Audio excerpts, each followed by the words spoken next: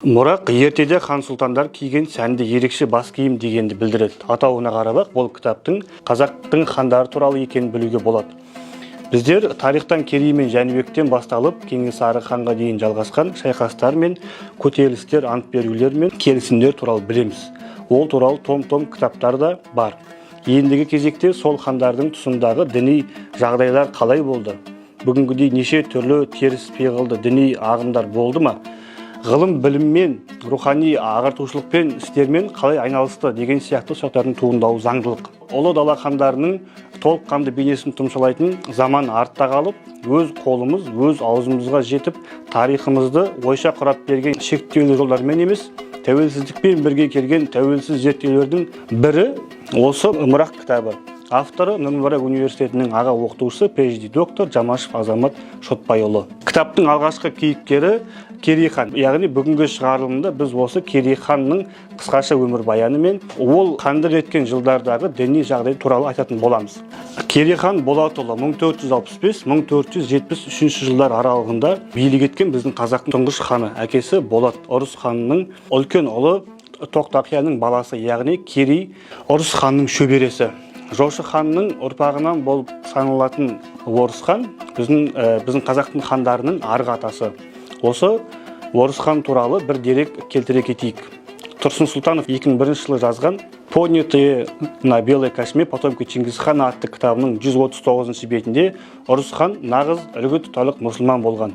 Оның шын аты Мұхаммед, ал Орыс хан оның лақабы деген деректі келтіреді. Керейді хан етіп сайлау рәсімі жұма намаздан кейін өткеніне қарап, сол замандағы қазақтардың өміріндегі діннің рөлі қаншалықты маңызды болғанын білуге болады.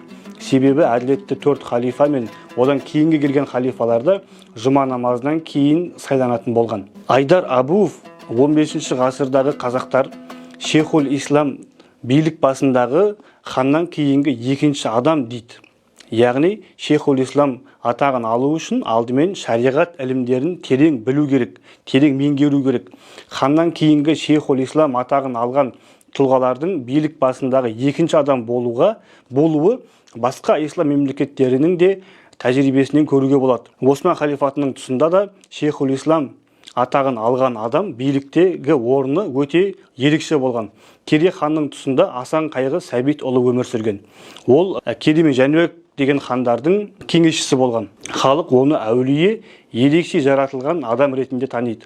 Ол өз ұлтына адамы 100-ге келмей өлмейтін, қойы жылына 2 рет төлдейтін жерұйықты іздеп, қой үстіне бозторғай жұмыртқалаған мамыражай заманды аңсап, қайғырып өткен. Сол үшін оны Асан Қайғы деп те атайды. Сонымен қатар Қазтуған жырау, шариғат шеңберіне шығып жатқан жері болса, тікесінен бетіне айтатын Абылай ханның жанында Бұқар жырауы болса, осы біздің бүгінгі кейіпкеріміз Керей мен Жәнібектің жанында осы Қазтуған болған.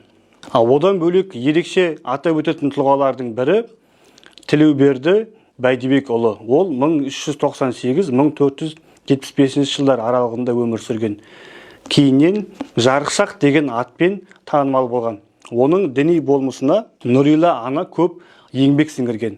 Түркістанда туған Нұрила ана мақтым ағзамның тәрбиесінде болып, әулиелігімен елге танылған. Ол Тілеубердінің білім алуына барша күш-жігерін жұмсаған.